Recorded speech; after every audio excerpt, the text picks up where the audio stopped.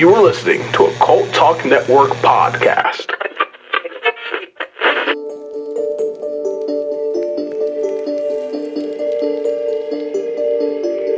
In a world where truth is obscured, where shadows hold the secrets, and power silences the curious, do you dare defy the forces of suppression?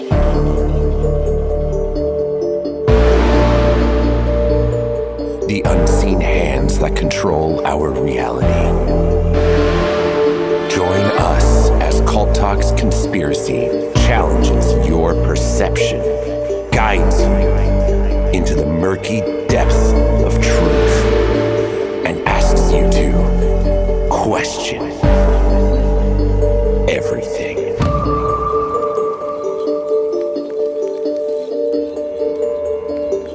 This is Men in Black Encounters 2.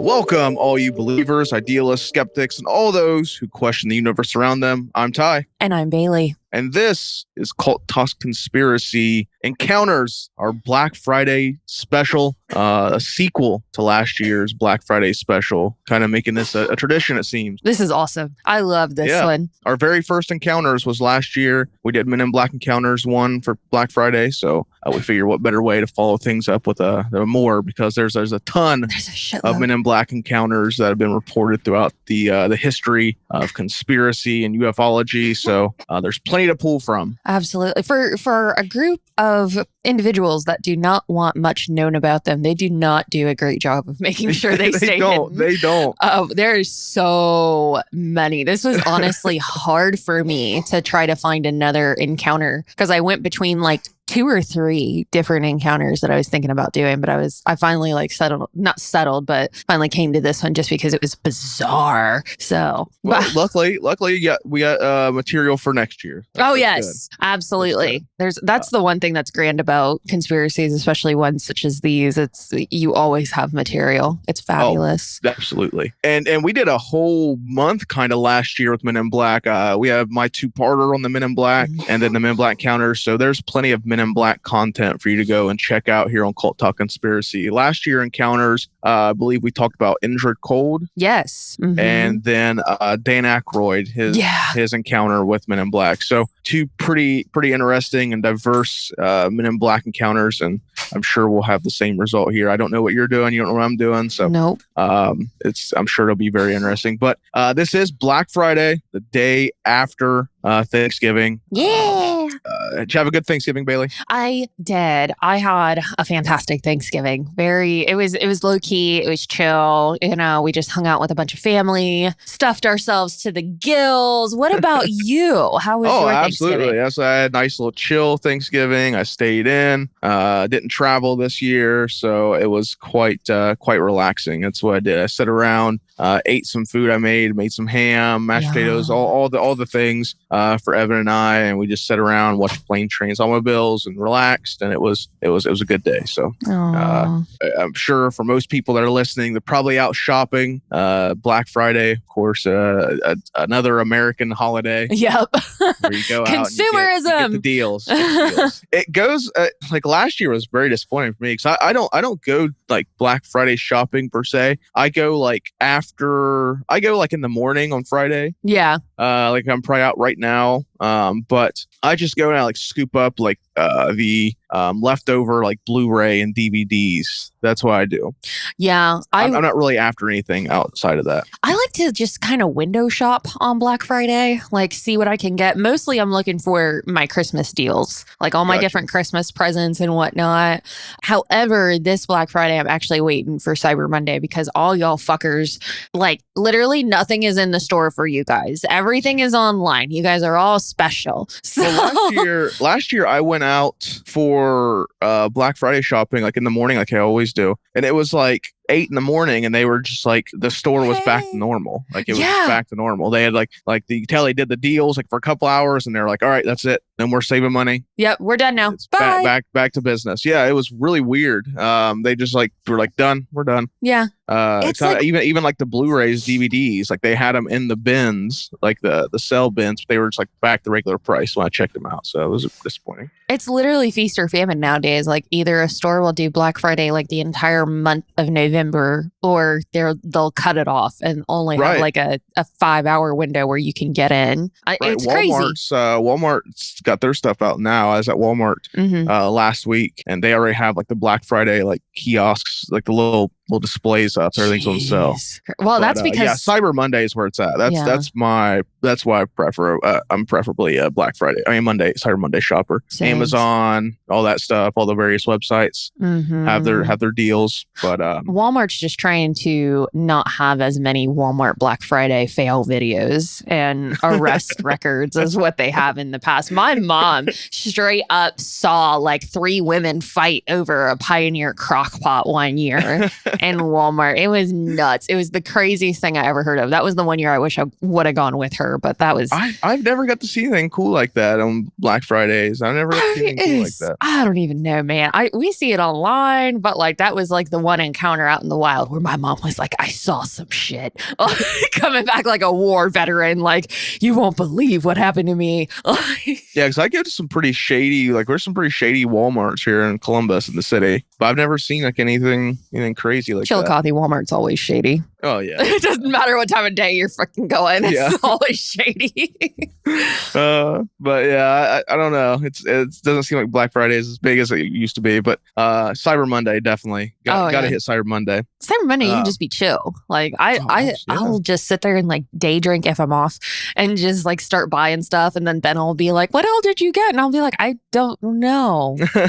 I'm not sure, but there's a lot of packages coming. Don't open any of them. So yeah, it's usually like just Blu-rays for me. I like getting Blu-rays. I like my physical media, but definitely Black Friday, of course, today. But yesterday was Thanksgiving, and Cult Talk Net, as usual, as we did here today with our special. We always do holiday specials. You can go over to Cultober Plus, our brand new feed we started up in October. That is home to all of our holiday specials, which feature the whole gang. Everyone's on those episodes.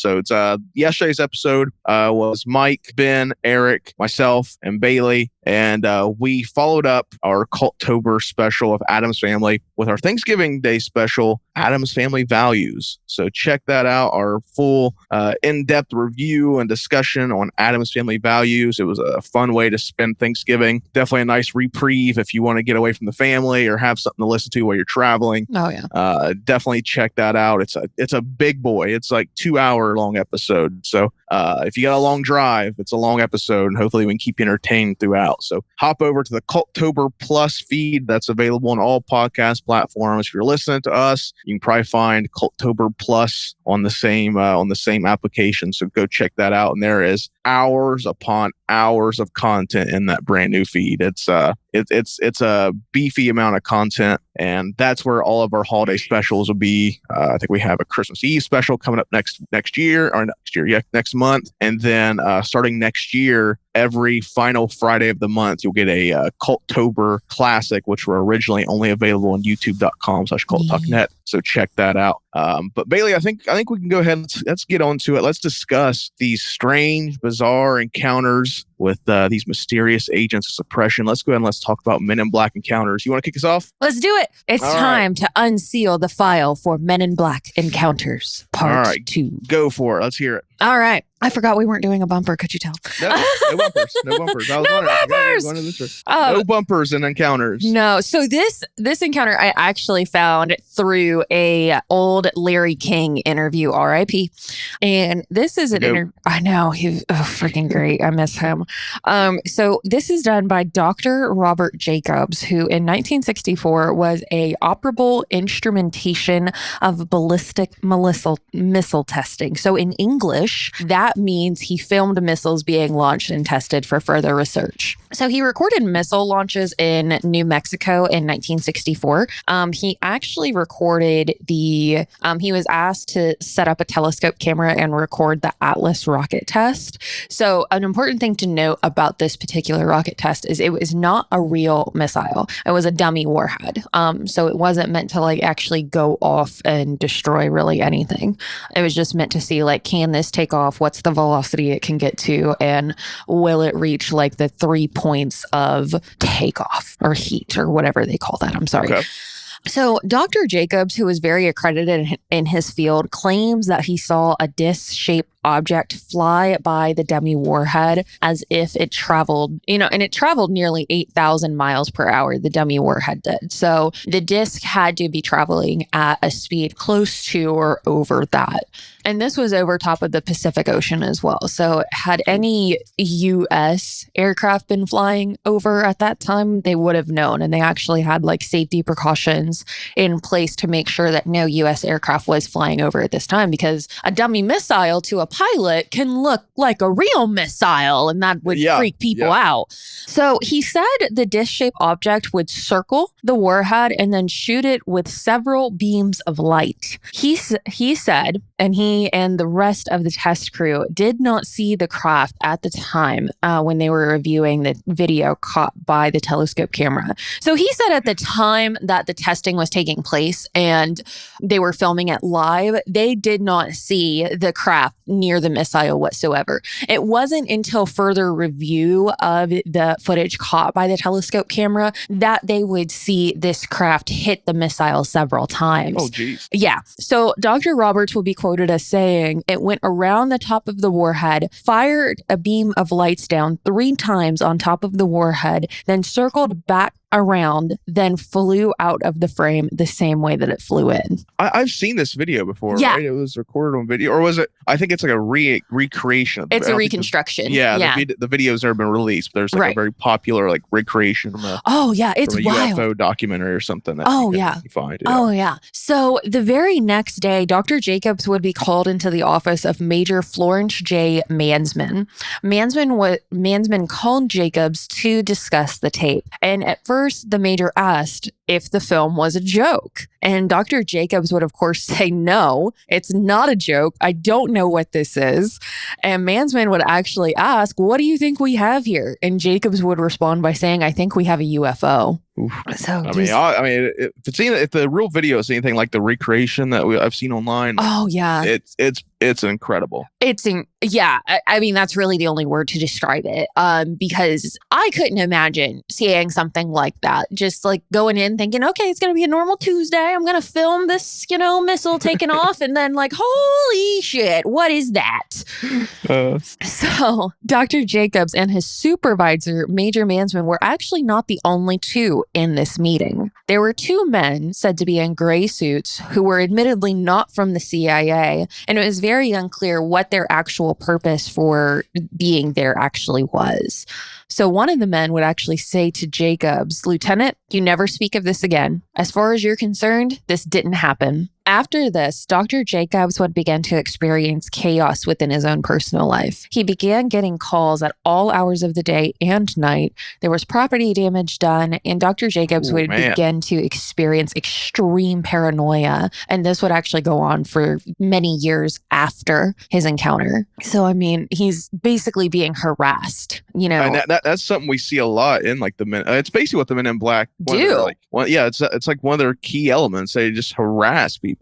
Yeah, and I mean, a lot of people think it's because of fear tactics to keep people to stay quiet about what it is that they experienced. Like, if you talk about this, more bad shit's going to happen to you. Exactly. Yeah. So eventually, Major Mansman would tell Dr. Jacobs that he had indeed captured a UFO. However, the 2 men they encountered, who were not from the CIA, took the original film and altered it. Somehow they were able to get the craft as well as the beam lights out of the footage, and we no longer have that footage. And they would actually say to him, this leaves you off the hook, but not off disclosure, meaning they'd be keeping tabs on the men. However, in 1999, Dr. Jacobs would then talk about the experience again in an interview with Dr. Stephen Greer. And in the time... Stephen Greer. Greer, excuse me. Yep. Thank you. Yep. In the time surrounding that interview, Dr. Jacobs would again begin to experience the paranoia, property damage, as well as harassing phone calls throughout all times of the day. This is believed to be a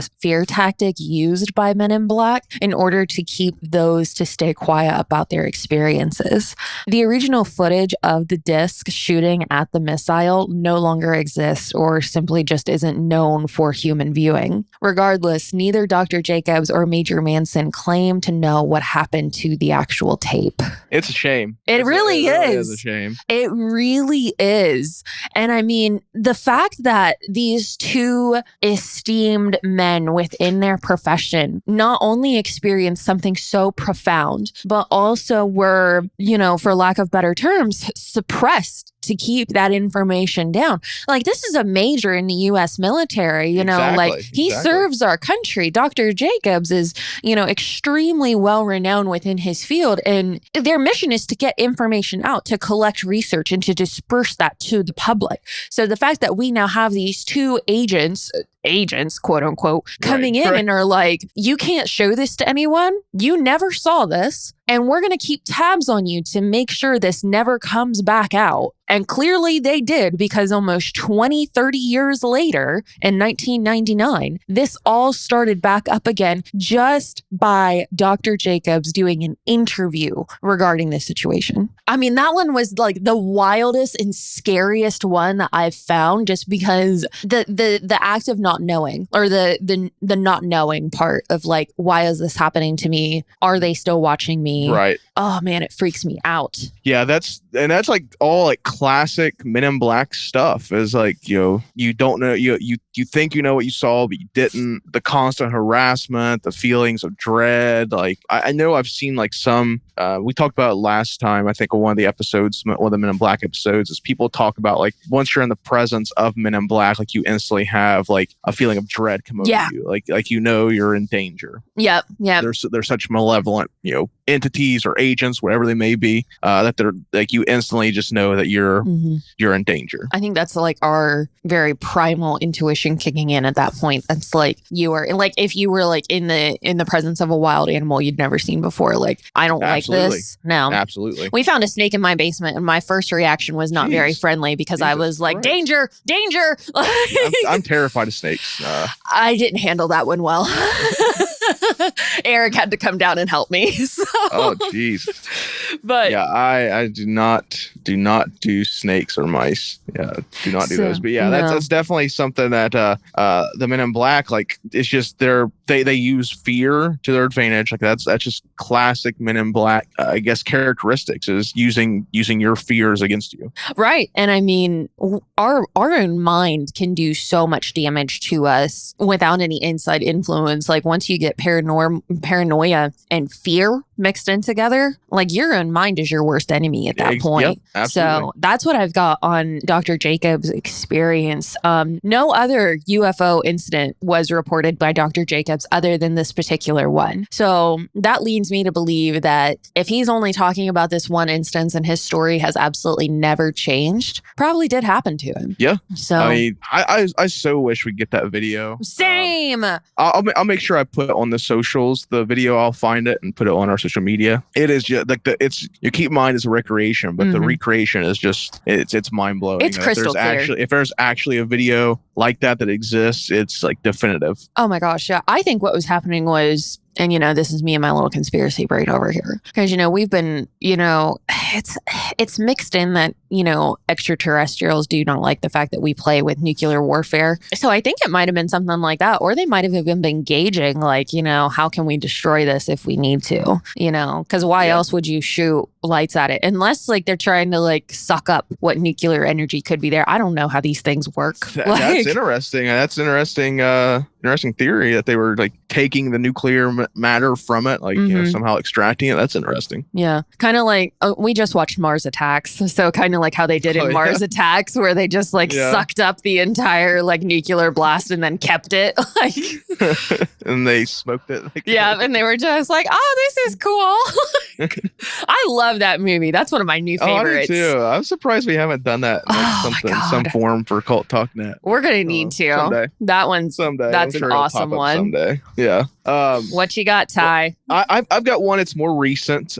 This is definitely less, I guess, less to it than what yours was. I think yours definitely has a lot more going on in it. But this was very recent. That's why I decided on this one. This was very recent. So this took place in January of this year, actually. So that's one of the things I liked about it, because a lot of times when you read these find these Men in Black counters, it's a lot of stuff from like the Cold War era, or I think there's even a couple from the 90s, things like that. But a lot of it's Cold War era and a few outliers. Right? Yeah. But to find one this recent, it was very interesting to me. So this takes place in Massachusetts. Where a couple, they had just finished watching a documentary about UFOs. Oh. They watched this documentary about UFOs on YouTube, and it was about astronauts seeing UFOs, is what the gist of the documentary is about. Astronauts saying they've seen things while in space. And about 2:30 in the morning, they decided, all right, let's go out, let's have our nightly smoke out on the porch. And this is where things get weird, because they were outside, they're discussing basically the documentary. They're talking about their opinions or thoughts on what they just watched. And they're looking up the sky. And within 5 seconds of talking, all of a sudden they see an orb that they say was so bright, the light illuminated their faces as if in the presence of fireworks. The firework just popped in their face. It was so bright. They kind of had to wince and turn away. It was so intense. There was like sparks coming out of it. And this orb appeared in the sky over them, shining the light on them. And then within seconds, it disappeared. It was completely out of sight. And of course, they were very shaken. They just watched a documentary about UFOs. They were talking about UFOs. And then all of a sudden, a UFO appears just over their head. And they noted that they were really scared, because to them, it was almost as if whatever beings were inside this, or whatever occupied this orb, had heard them talking about UFOs, is what they kind of came with. It was that it was almost like the orb came to them because it heard them talking about UFOs. They suspected it was more than a coincidence. The timing that it happened. It certainly sounds like it. Like you got the whole mood set and like yeah. You ever watch a documentary and you're like, it creeps you out for a while? Yeah. Mm-hmm. Yeah, I've done that a lot with like Bigfoot documentaries, especially when I was younger. I'd watch like a Bigfoot documentary, and then like for the next couple of days I'd be very like on edge about like being around the woods or driving at night, things like that. For me, it was the John Wayne Gacy documentary. Oh, really? I was afraid to trust anybody. I was like, nope. There's no contractors coming to my house for a long time. So they see this, mind you, it's 2:30 in the morning. It's very early in the morning. They go back inside. They were like, this is insane. What just happened? They're kind of, trying to figure out what just happened. So an hour or so passes, and they decide, all right, let's go get another cigarette. Let's smoke, and let's go to bed. Let's try to recoup from what just happened. This has been a very eventful morning. So they go outside for another cigarette, and it was then that almost not a sound, they notice a black sedan SUV pulls up across the street. Oh God. And it was here that a man dressed entirely in black stepped out and just stood by the SUV. The SUV, they noted, it was all black. There was no defining features. There was the windows were completely black, and here's a man in all black, a typical man in black. He got out and stood and just stared at him. Was just staring, and they're obviously very uncomfortable by this, and they start looking around. They notice that at the end of the street, there's actually two more men in black standing at the end of the street, also watching them. And these men in black, though, were behaving differently, as the man in black by the SUV was just standing very stoic, just staring at him. The two at the end of the street were swaying back and forth, almost like you would if you're looking at something you're not quite sure what it is. Yeah. You're kind of trying to make out what it is that you're looking at. And these beings stared at him for minutes. It was almost like time froze as they were being watched this mysterious trio. I mean, there's 3 Men in Black, which is another interesting thing. So, Men in Black encounters always come in 2s and 3s. That's like the common thing is 2s and 3s are generally what you see or what you hear about in these Men in Black encounters. So that part really stood out to me because that's typical, another typical Men in Black encounters. These duos or trios. So it's almost like time froze as they were being watched by this trio of mysterious Men in Black. Now, the couple, they finally they were frozen basically. They were just frozen in fear. Another Man in Black encounter, a Man in Black characteristic. People talk about when you're in the presence of these beings, you're instantly overtaken by fear and dread. So they finally break free of whatever is got them frozen, and they go back in their house. And they look out and they notice that this trio is they vanished. The SUV's gone. The men are gone. There was no sound. They noted that when they tried to look at the faces of these beings, it's almost like they were obscured or blurred. Oh, no. They couldn't see any features. Oh, no. Yeah. Oh. So they called the police. The police immediately dismissed it. Yeah. Told them there was no way they could make a report. There was no criminal activity. Looking at someone is not a crime. Yeah. Being on a public street. They're not recording UFO reports. What could they do at that point? So they were instantly dismissed. The couple, they basically just, from that point on, they were terrified. They kept looking out their windows, and I found that even to this day, they had I guess the sister of one of the women, did an interview, or at least followed up on this, and said that even to this day, months later, this happened this year, the couple still is very weary about going out on the porch. They don't go out alone. They always make sure that they're out there together.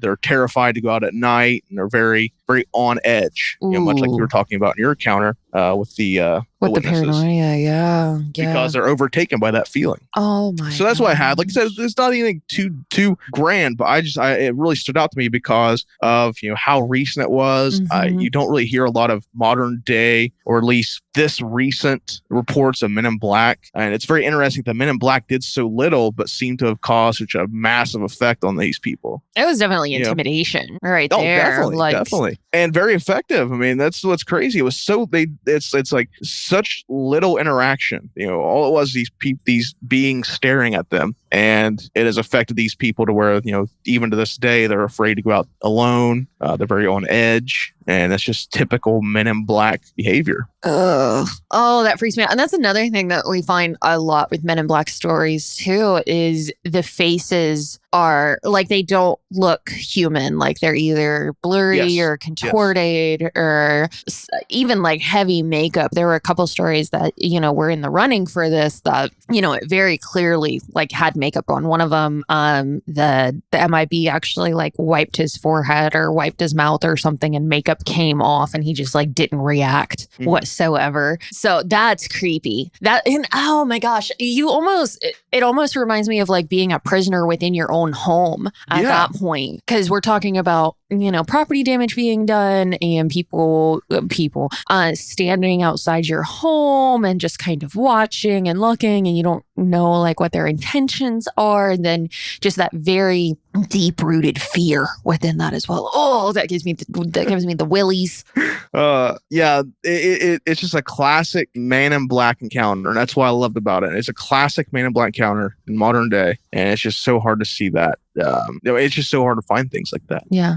We talk about it in one of the episodes as well. There's a very famous case of Man in Black encounter that took place in like the early 2000s. I think it's called like the Niagara Falls Men in Black encounter, but there's actually a video of it. Like there's a security footage of the Men in Black. Like there's a guy who saw a UFO apparently at Niagara Falls. Oh, he worked for a hotel. He took a video of the UFO, and then the next day these agents showed up to the hotel, and you can find a video of it online, the security footage, and it's very, very interesting because these guys are massive. One of the main things people note about it is when they walk in, it's like almost like they're not actually walking, but they're imitating someone walking. It's very, very weird when you watch it. The movements are very odd, and people always note that they're just imitating a walk. They're not actually walking. It's super interesting. I'll make sure I put that as well in here as well. So yeah, that one's certainly I know the exact video you're talking about, and I can see it in my brain right now. That one freaked me out because I mean they are just massive beings, and you can see like regular sized people like walking next to them, and like these guys are like 6'5", like 6'9", something freaking crazy. They're huge. Yeah. And even their faces are very weird. People always point that out. Like the faces don't look real. They don't. No. Are they wearing sunglasses in that one? Am I remembering that correctly? I don't know. I can't remember if they're wearing sunglasses. I know that they're wearing like trench coats and hats. I remember that. But I don't know if they're actually wearing sunglasses. I don't think they are. I might just be thinking of like how weird their faces look, to be honest with you. My brain's going, oh yeah, sunglasses. Of course they look weird. Trying to normalize it.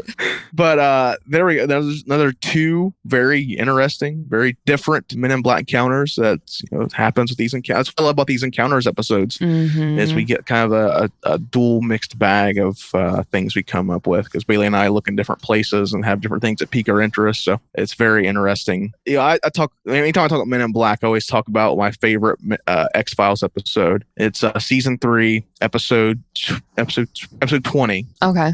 Josie Chung's From Outer Space. Oh, yep. My favorite favorite X-Files episode of all time. And it's the Men in Black in it are played by Jesse Ventura, former governor of Minnesota, former WWE superstar, star of Predator and Abraxas. And his partner is Alex Trebek, host of Jeopardy. Very unique duo. But the Men in Black in there are like caricatures of like every Man in Black encounter that's been reported. And I love that depiction of the Men in Black in that episode. I love that episode in general. It's my all-time favorite episode of X-Files and maybe one of my favorite episodes of television. I fucking love that episode. I'm gonna have to watch that. Yeah, if you have not seen Josie Chung's From Outer Space, X-Files season 3 episode 20, I'm pretty sure it's 20. Check it out.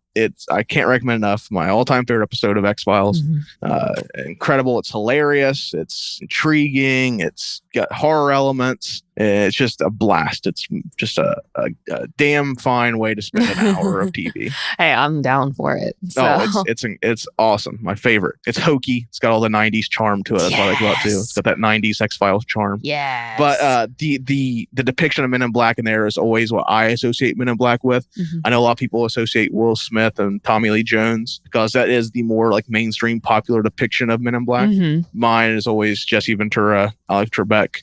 The odd duo, the odd casting of those two guys as Men in Black, it's just hilarious to me. And just the way they depict them is like spot on of like how people report Men in Black encounters. So just to be clear, Jesse Ventura went from a sexual Tyrannosaurus Rex to a Men in Black. Okay. Yes. Okay. Just making sure we got that correct. Done it all. I think he's done it all. He's a wacko. He's freaking crazy. Yeah, he's a wacko, but man, he's done it all. Navy SEAL, actor, wrestler, governor. He's nuts. And he's done it all. He is just a whack job. But fun fact, did you know the gun that he's using in Predator is actually what is mounted to tanks? Like they're not helicopters. Yes, thank you. Yeah, the minigun. Yeah, they're not supposed to be held by human beings. Like he's just over there just. And it's so like impractical. It's like why would you carry that into the jungle in the first place? Because he's a goddamn sexual Tyrannosaurus. Right. That's why. I love him. That's my favorite line in that whole movie. I love him. But what do you think Men in Black are? I know I texted you earlier about this. Yeah. That would be a cool place to discuss. I know we've dove deep into the history. Like I said, you can go back last year. I believe it's files 5 and 7. Yes. Files 005 and 007. Two-parter about the history of the Men in Black. We talk about, everything to do with the Men in Black. But what do you think the Men in Black are? Do you think they work for the government? Do you think they work for like maybe some outside, some shadow government, some maybe otherworldly agency? I think they are definitely a cleanup crew. I don't think they're human. I would honestly be shocked if they were working within our own government just because why? Like, you clearly have so many powers beyond our own, like, and not just like mystical powers, but like as far as being able to get information from one way to the other, as far as being able to reach people on a way that is outside of our public life, because they're invading personal life as well, which I know the government can do, but this is just on a whole other scale of its own. I definitely think they are a cleanup crew for UFO sightings and experiences with UFOs. And they're not human. I don't think they're human whatsoever, just because there's one instance that has me sold on the fact that they're not human. And it was one that I almost did. And it was a Men in Black who had come. It was a singular one who had come to a woman's door, and he asked if he could see a glass of water. So she invited him in, and she gave him a glass of water, and he literally just sat there and looked at it. Interesting. And just, I have never heard that one. Yeah, it was a wild one to me. But like the thing was like I couldn't find the reason why the Men in Black were investigating her. So I was like, I don't know where to go with this. They're so doing cold calls now. They're just making check sure, out, make sure things are in order. Yeah, they're just making sure that everyone's staying in line, I guess. But yeah, he just looked at the glass of water, and that was the same story where the makeup had rubbed off and it did not bother him whatsoever. And the way that he had approached her was weird, because he said, "Do you have insurance?" So it's like, okay, insurance salesman, cool, whatever. But then he looked at a clock within the home, and she had said, "That was my father's clock. It was a gift." And he said, "Is your father's time now?" And then come to find out, the father had actually been in an accident at the same time the Men in Black were there. That is ominous. So that's why I don't think they're human, because he was like, "Can I see a glass of water?" And a lot of, I don't know if water was like a big thing with him, but they are just they're not human. I'm convinced they are not human. I definitely think they are a cleanup crew of some sort of extraterrestrial entity. I don't think they work within our own government. I think our own government's trying to figure out what the hell they are, but they just seem too powerful to be in line with us right now, at least. But yeah, not human, cleanup crew, not a part of our own government. No, they might even be like a sort of, because even with our own U.S. government, we have people that go out and, make sure that things are kept under wraps for their own security. They might even be like some other worldly form of that as well. Yeah. So those are my thoughts. What about you? I definitely think they work for maybe not the government as we know it, but some form of government. Maybe some branch that, we as, average, ordinary citizens don't have any comprehension of, that we're not supposed to know about. I know when I did the history of the Men in Black, I talked about, Richard Doty. That is who many people believe to be responsible for a lot of the Men in Black stuff that happened, because he was, by definition, a man in black. Like, that's what he did, was, his job was to go and visit people who had claimed to see UFOs and convince them they did not see UFOs. By any means necessary. That was his job. But for the otherworldly aspect, I think there are agents within our government that we don't know about. Maybe they're not like humans or organic beings. Maybe there's some sort of artificial intelligence that we don't know about. It's very interesting. I just from many of the reports that you find with Men in Black, it's hard to believe that they're human in any capacity. Like, there's something artificial or out of our own perception of what they are. Oh yeah, that's the general consensus, is like, we don't friggin' know what they are. They ain't from here. Like, they're not from here. And that's, oh man, do you ever think we'll get like a Men in Black disclosure, kind of like how we did with aliens this past year? That'd be interesting. I don't know. That would be wild. That would be wild. That I think would be a little much. I feel like that would be pulling the veil back too much for what our government would want us to know. Probably, yeah. That would be like some world-ending shit if we were finding out about Men in Black. It would definitely be world-shaking, that's for sure. It'd be perception-shattering. So I don't think that's... I don't know. I couldn't see it happen anytime soon anyways. I don't know. I always want an explanation. I'm like, what are y'all fuckers doing? Like, tell me. Oh man. Ty, this was great. This gave me the heebie-jeebies on a nice Black Friday for all my shopping. and whatnot. So hopefully all of our listeners enjoyed this little shopping day treat, little post Thanksgiving Day episode. If you're listening to, or maybe you're traveling back home or out doing shopping, whatever it may be, we just wanted to give you guys something to listen to, something to make you think and make you, as always, question everything. But I think that does it here for our annual Black Friday special, our annual investigation into the Men in Black. I'm sure we'll be back here next year for Black Friday. Yes. Special 3 Men in Black encounters. But you won't have to wait that long, because we will actually be back Tuesday. Next Tuesday. Yeah. I won't be there, but Bailey will be there. She's going to be joined by Ben and Jerry of Cult of Lore. They're going to be talking about one of the most mysterious missing persons, missing people, missing colony cases. I mean, yeah, there was Roanoke. Yes. Super excited. I hijacked the podcast for this one. So I decided we were doing it. I had some stuff come up. We, of course, had our Cult Talk Net, our fellow Cult Talk Net hosts hopped on, filled the spot, and I cannot wait to hear that episode. It's going to be fantastic. I'm sure as much as the Cult of Lore guys bring to their show, I'm sure they brought just the same energy to our show. It's definitely going to be an episode I would hazard not to miss. Oh yeah, no, it's great. I thank you so much, Cult of Lore guys, so much for being on there, Ben and Jerry. Definitely, we owe them. Oh yeah, they're fantastic, and they do such an amazing job with their show and their podcast as well. They also do an amazing visual element on YouTube. Oh, absolutely. Eric works very, very hard to make sure that gets out, and it's always done so beautifully. Yes. So if you are into long form podcasts, and especially that of Warhammer, please go ahead and go check them out. They are absolutely amazing. They're fun guys. Cult of Lore, first and third Thursday of every month. Sometimes Friday. Sometimes Friday. Full video episode on YouTube.com. It's just Cult Talk Net, and of course that's available on all podcast platforms. If you're hearing us here, go check on this same application for Cult of Lore. But I think that does it for us, Bailey. Do all the Cult Talk Net things. Check out the Thanksgiving Day special of Addams Family Values. It's available now on Cultober Plus. Check out Cult of Lore every first and third Thursday of the month, and youtube.com/CultTalkNet for the full video experience. Cult of Campbell comes out on Mondays. It's in its hiatus. It's in its winter hibernation. Yep. It'll be back here in December, where it'll have an episode of Cult of Lore and Cult of Campbell, and also an episode of Cult of Russell on it. So definitely check that feed out, Cult of Campbell. But that does it for us. Hope everyone had a fantastic Thanksgiving. Hope you're having a safe Black Friday. Until next time, I've been Ty. I've been Bailey.